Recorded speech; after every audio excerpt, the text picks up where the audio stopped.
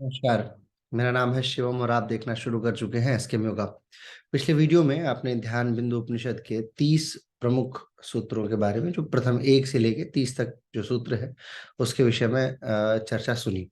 आगे की जो चर्चा है वो कंटिन्यू होगी, क्योंकि 30 से लेके 50-55 तक जो श्लोक है वो योग के मूल तत्वों के ऊपर बात करने वाले हैं।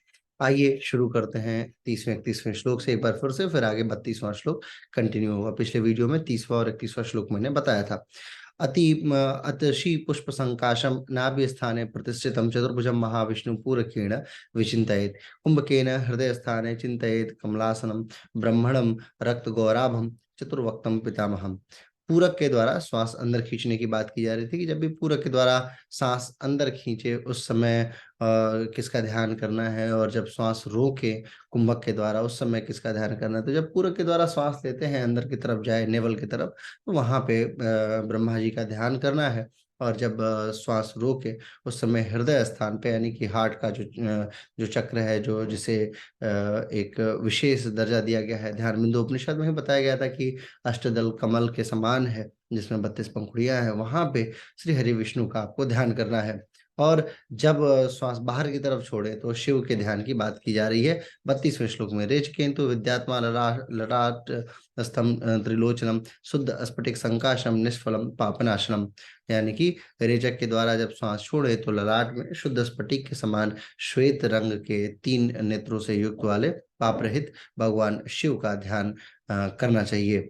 आगे है अंज पत्र मदः पुष्प मूर्ध नाल मधुमुखम कदली पुष्प संकासम सर्वदेवमयम शिवम सतारम शतपत्राणम विकीर्णाम्बुज कर्णिकम तत्रात चंद्र वहनी मुयारपुरी चिंतयेत् पद्मस्थानोद्घाटनम कृत्वा बोधचंद्रिकाग्नि सूर्यकम तस्य हृदय जी महात्म्यम आत्मनम चरते ध्रुवम।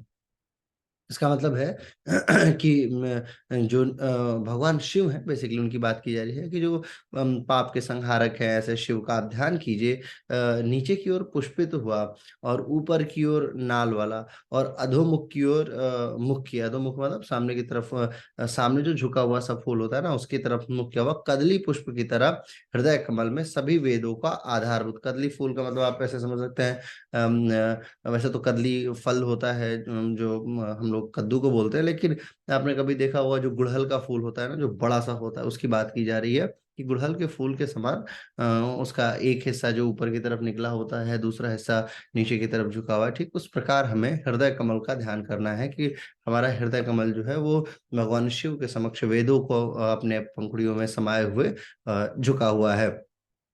और इसमें क्या है, इसमें पद्म में सूर्य है, चंद्रमा है, अग्नि है, ये सब एक दूसरे के बाद क्रमशः है, और आपको इनका ही ध्यान करना चाहिए जब आप श्वास प्रश्वास यानी कि पूरा कुंभक रेचक चल रहा हो। तो देखिए, योग में ना एक बात हमें बहुत तरीके से समझनी है। पहली बात ये है कि जब आप श्वास प्रश्वास पे, ध्यान बिंदु उपनिषद का खास करके जोर है इस बात पे कि जब आप श्वास प्रश्वास पे कार्य करते हैं, यानी कि जब आप इनहेल एक्सेल कर रहे हैं, तो उस समय मेडिटेशन का होना बहुत जरूरी है। ये ध्यान बिंदु उपनिषद का मानना है। ध्यान बिंदु उपनिषद सीधे तौर पे इस बात को कहता है कि जब भी आप श्वास लें उस समय आपका ध्यान जो है वो ब्रह्मा पे होना है, श्वास रोकें तो विष्णु पे होना है, और श्वास छोड़ें तो शिव पे होना है। और ये पूरी प्रक्रिया जो है वो निर्धारित है कि कहाँ किसके साथ कब क्या कैसे होना है। जैसे श्वास लें तो उस समय नेवल पे, नेवल चक्र पे ध्यान करना है, श्वास रोके तो हृदय चक्र पे ध्यान देना है, और श्वास छोड़े तो आपको मस्तक पे ध्यान देना है, यानी कि जो आपका त्रिनेत्र वाला हिस्सा है उस हिस्से पे ध्यान देना है। और फिर इन्हीं ध्यानों के साथ साथ में आपको सूर्य चंद्र और अग्नि का भी ध्यान करते रहना है, और साथ में बीजाक्षर आपके अचल चेतना में चलती रहनी चाहिए। तो ये सारी जो बातें हैं ये ध्यान बिंदु उपनिषद की बहुत महत्वपूर्ण बातें हैं। इन्हीं बातों के आधार पे ध्यान बिंदु उपनिषद जो है वो ध्यान को बताता है।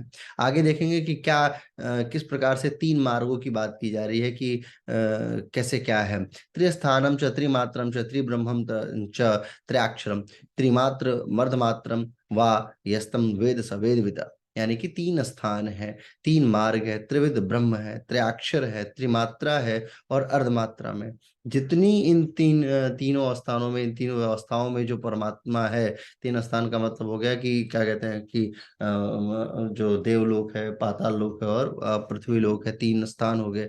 तीन मार्ग कौन कौन से हैं? सत रज तम का जो तीन मार्ग है। त्रिविध ब्रह्म कौन कौन सा है, जो अहदात्मा ब्रह्म की बात की जा रही है। त्रयाक्षर कौन कौन सा है, जो अकार उकार और मकार की बात की जा रही है। तीन मात्राएं कौन कौन सी हैं, जो जैसे मात्राओं में भी कई प्रकार के तन मात्राएं होती हैं, उसमें षड मात्राएं भी होती है, पंच मात्राएं भी होती हैं, त्रय मात्राएं भी होती हैं। तो इस इन सारी चीजों में जो परमात्मा स्थित है, उसे ही उसका जो ध्यान कर पाता है, वही वेद का ज्ञाता माना जाता है, और वही वेद के तात्पर्य का भी ज्ञाता माना जाता है। यानी कि आपको हर स्थिति में तीन तीन बारी कहने का मतलब ये है कि ये जो तीन मात्राओं में स्थित है, कौन है तीन मात्राओं में? ब्रह्मा विष्णु महेश। कौन तीन मार्गों में स्थित है? ब्रह्मा विष्णु महेश। तो इन तीनों देवताओं के गुणों का जो आख्यान करे, जो गुणों का ध्यान करे, वास्तविकता में वही वेद का मर्मज्ञ है, वेद का ज्ञाता है। और ध्यान बिंदु को समझने के लिए आपको उन तीन देवताओं के गुणों का तो ध्यान करना बहुत आवश्यक है ही है। आगे है 37वां श्लोक। तैरधार मिवाक्षिन्न दीर्घ घंटा निनादवद बिंदु नाद कलातीतम यस्तम वेद सवेद विता। यानी कि दीर्घ घंट के निनाद के शब्द, जो बड़ा सा घंटा होता है ना, वो जब बजता है, उसके समान तेल की अविच्छिन्न धारा, तेल आप बहा दिए तो बड़े प्रेम से, वो बिना बिल्कुल टर्बुलेंट उसका वो फ्लो नहीं होता है, वो बहुत इजीली चल रहा होता है। उसी प्रकार जो व्यक्ति बिंदुनाद और कला से अतीत उस ओंकार का ध्यान करता है, उस परम तत्व का ध्यान करता है, वही वेदज्ञ। यस्य वेद सवेद विता, यानी वही वेद का ज्ञाता है और वही वेद का वक्ता है, वही वेद को समझता है। बिंदुनाद कलातीतम, यानी कि जो बिंदुनाद जो होता है, जब आप घंटे को बजाएंगे ना, तो टन, बिना टर्बुलेंट, ऐसा नहीं कि टन ऐसे आवाज नहीं आती है। वो एक फ्लो में आवाज धीरे धीरे स्लो होती है और धीरे धीरे तेज होती है। और ऐसे ही तेल जब आप बहाएंगे, पानी बहाएंगे, तो हो सकता है वो टर्बुलेंट फ्लो हो, कभी इधर कभी उधर कभी इधर चला जाए। लेकिन तेल जो होता है वो गाढ़ा होता है, बहुत शनय शनय गति से, और एक ही गति से आगे बढ़ता है। जहां उसकी गति अविच्छिन्न होती है, वो वहां रुक जाता है। इसी प्रकार ध्यान बिंदु उपनिषद भी इस बात को कहता है कि जब आप मेडिटेट कर रहे हो तो आप कंटिन्यू फ्लो में रहिए, टर्बुलेंट फ्लो नहीं होना चाहिए। तो ये इसकी खासियत है। और ये इसकी महत्ता किस बात से दिखाना चाह रहे हैं ध्यान बिंदु उपनिषद में, कि जब आप ऐसा करना शुरू कर देते हैं, इसका मतलब ये है कि आप जो है वो वेदज्ञ हैं, यानी आप वेद को समझ रहे हैं। आइए 38वें श्लोक की तरफ रुख करते हैं। यथैवत पलनालेन तोय मकार्ष ये नरः तथैव ओत्कर्षम यद्वायु योगी योगपते स्थितः। यानी कि जिस प्रकार मनुष्य जो है वो कमल नाल से जल को धीरे धीरे खींचते हैं, उसी प्रकार योगी योगस्थ होकर प्राणायाम द्वारा वायु को धीरे धीरे ऊर्ध्व भूमिका में ले जाते हैं।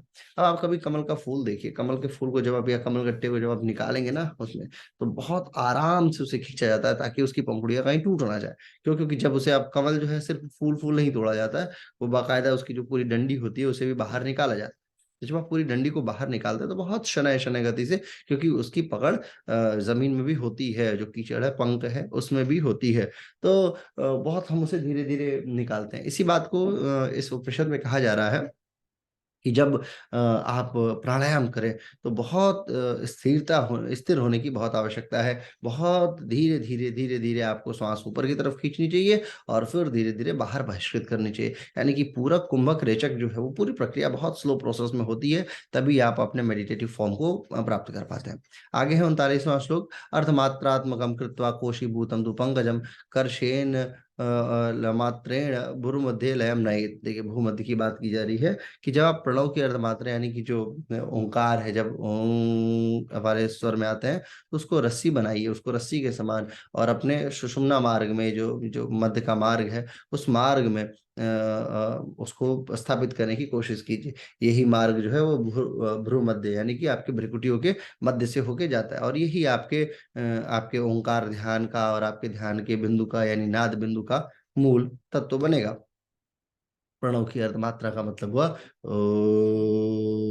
पूरा ऊ म नहीं, सिर्फ ओ, उसकी बात की जा रही है कि जब आप इसको करें अर्धमात्रात्मकम कृत्वा कोशीभूतम तो पंकजम, जैसे पंकज होता है, यानी कि जो जो कमल का फूल है, जैसे बहुत धीरे धीरे निकालते हैं, ठीक उसी प्रकार इसको अपने मध्य मार्ग में स्थापित करें। 40वां, भ्रुवो मध्ये ललाटे तु नासिकायास्तु मूलतः जानीयादमृतं स्थानम तद् बाह्यतनम महतम। यानी कि नासिका के मूल से लेकर भौहों के बीच तक, यानी कि नासिका के मूल से लेकर यहाँ पे है, यहाँ से लेकर भौहों के बीच तक जो ललाट का स्थान है, वहां तक अमृत स्थान उसे अमृत स्थान माना जाना चाहिए। और यही स्थान जो है, ये जो मूल है, ये यहाँ, तो इसका मध्य जो हिस्सा है जहाँ पे महिलाएं बिंदु लगाती हैं, वही है क्या, ब्रह्म का महान निवास स्थान है। अब देखिए जो तिलक लगाने का जो पूरा सिद्धांत है, वो भी बिल्कुल भ्रू मध्य माना जाता है, इस हिस्से पे माना जाता है। तो ये ब्रह्म का स्थान है। अगर आपसे कोई पूछे, ये प्रश्न भी इंपॉर्टेंट है कि भ्रू मध्य को कौन से उपनिषद में ब्रह्म स्थान माना गया है। ठीक है, आगे वाला श्लोक जो है वो योग टीचरों के लिए बहुत महत्वपूर्ण है, और यही है जो षडांग योग की परिभाषा को चरितार्थ भी करता है। 41वां श्लोक है, आसनम प्राण संरोधम प्रत्याहार धारणा ध्यानम समाधि रेतानी योगानी भवंति षट। यानी कि आसन प्राणायाम प्रत्याहार धारणा ध्यान और समाधि, ये 6 योग के प्रमुख अंग माने जाते हैं। क्या है, आसनानी चतावंती यावंतो जीव जायत एताशन तलुलाबंद भेदा विजंति जनाति महेश्वर। यानी कि विश्व में जितनी भी जीव प्रजातियां हैं, जितने भी जीव जंतु हैं, उसी प्रकार उतने ही आसनों की भी विधियां बताई गई हैं। इस प्रकार असंख्य भेदों के ज्ञाता भगवान शंकर हैं। अब प्रश्न यहाँ पे आपके बनने नेट जेआरएफ के लिए सारे इंपॉर्टेंट प्रश्न 41वें श्लोक से शुरू हो जाते हैं। पहला कि ध्यान बिंदु उपनिषद ने कितने आसनों, कितने अंगों, योग के कितने अंगों की बात कही है, तो वो है षडंग की। उसने कितने कितने जीवों को माना है, तो असंख्य को किसको पिता माना है, तो वो शिव को। आगे है छिद्रम भद्रम तथा सिंहम पद्मम चेति चतुष्टयम। देखिए आसनों का नाम आ गया। आधारम प्रथमम चक्रम स्वादिष्ठानम द्वितीयकम।